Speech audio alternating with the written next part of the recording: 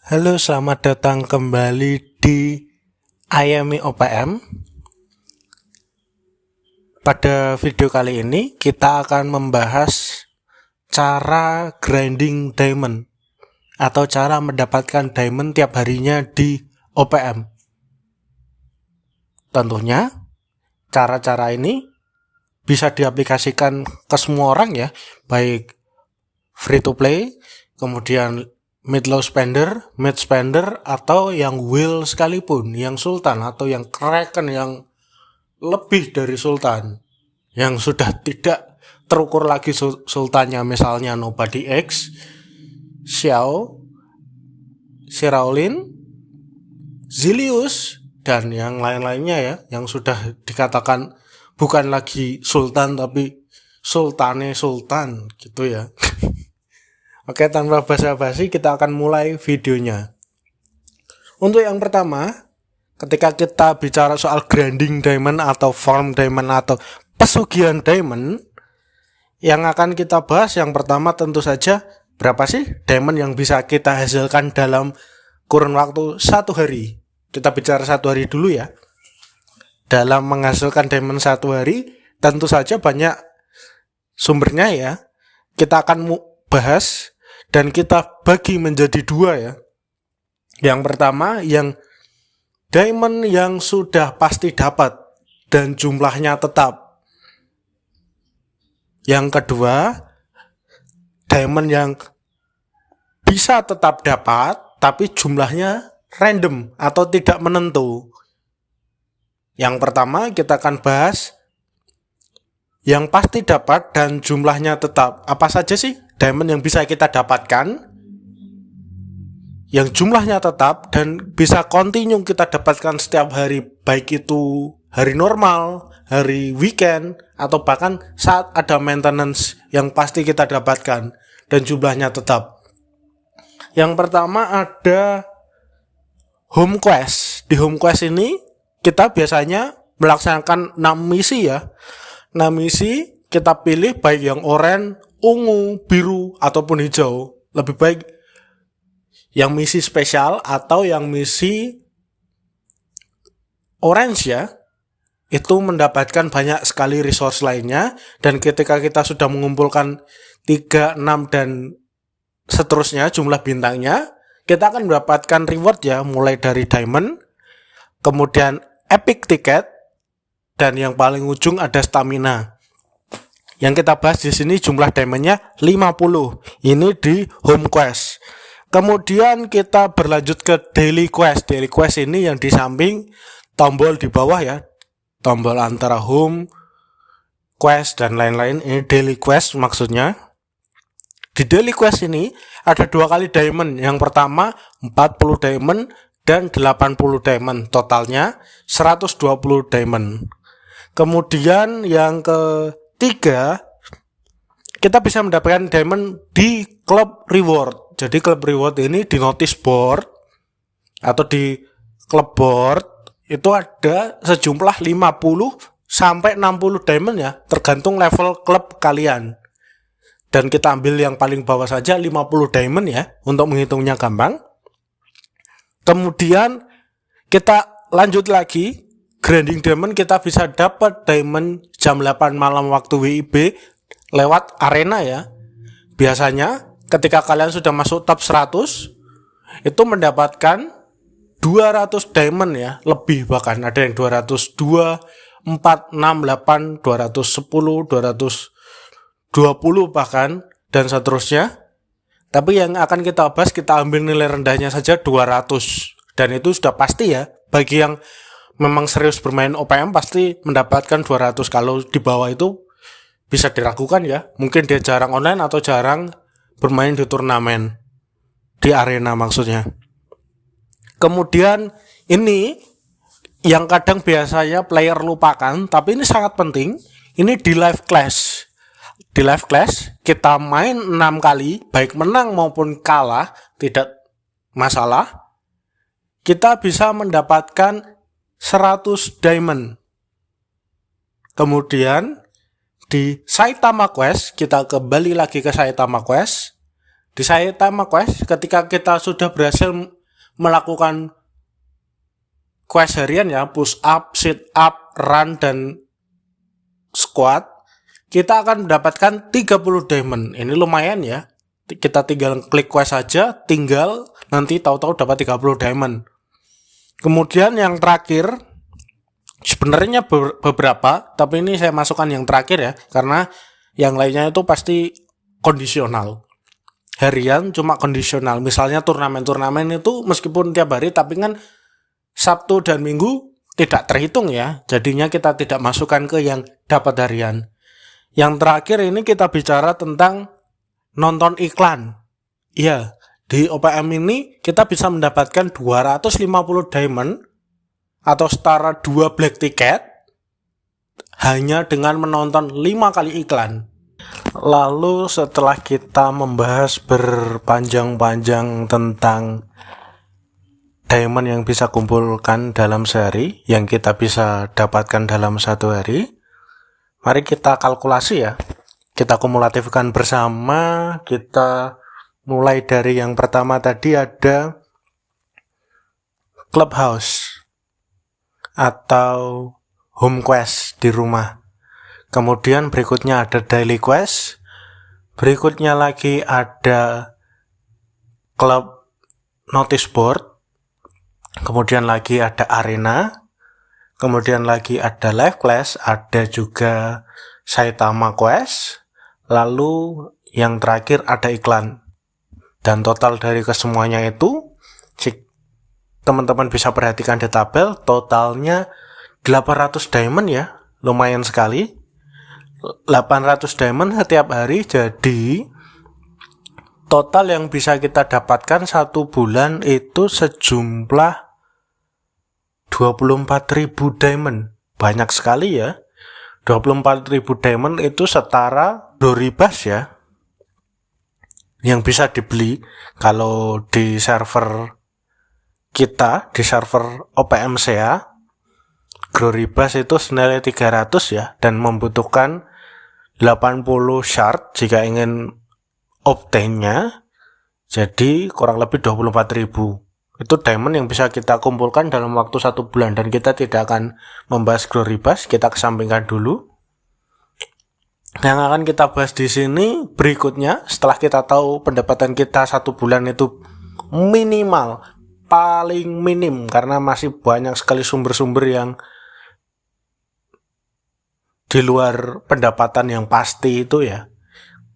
Jadi selanjutnya kita akan membahas pengeluaran wajib atau pengeluaran pokok yang kita lakukan setiap bulannya. Yang pertama ada black ticket. Black ticket ini kita bisa membeli 72 black ticket setiap bulannya. 36 di minggu awal saat banner limited SSR muncul. Kemudian yang kedua di pertengahan bulan seperti saat ini ketika limited SSR return atau comeback ya. Untuk bulan ini nyamuk. Kalau di server global sama sih seharusnya jika teman-teman bermain server global. Jadi totalnya 72 BT black ticket. Kemudian hal yang wajib berikutnya dibeli adalah black shuriken sebanyak 6 biji. Per pembelian itu 3 dan limit pembeliannya 2, jadi total ada 6. Itu bisa dibeli seharga 3.900-an. Itu pembulatan aja ya, biar menghitungnya mudah. Jadi yang pertama tadi beli 72 BT senilai 15.800. Kemudian yang kedua ada Black Shuriken senilai 3.900-an. Jadi total pengeluaran yang diperlukan senilai 19.700 ya. Dan tadi kita sudah mendapatkan 24.000, jadi masih ada surplus sekitar 4.300-an. Itu minimal yang bisa kita simpan di akhir bulan. Ditambah lagi, misalnya ada setiap Sabtu pagi kita mendapatkan 360 diamond dari kita partisipasi turnamen. Kita di-invite ke final week. Setiap minggunya 360, kemudian ditambah lagi 50 diamond ketika kita mengikuti klub kontes. Jadi 50 diamond ketika kita mengikuti klub kontes itu minimal ya dari hasil kita keliling, kemudian 20 sampai 100 reward klub kontes, belum lagi ditambah untuk hari Sabtu jika klub kita memenangkan klub kontes mendapatkan 200 diamond ya. Jadi totalnya itu banyak sekali seharusnya, tapi itu masuk pendapatan tidak tentu ya atau random ya. Jadi tidak bisa perhitungkan secara rutin ya. Kemudian berikutnya ada share. Ini sebenarnya share ini 50 diamond ini bisa didapatkan setiap hari ya. Cuma kebanyakan orang kadang lupa. Kadang server bermasalah ketika share tidak bisa mendapatkan 50. Meskipun hanya sebagian kasus kecil ya. Tapi lebih baik tidak saya ikutkan di situ karena daripada kita berharap 850 tiap hari, kita hitung saja yang 800 yang sudah pasti kita dapat ya.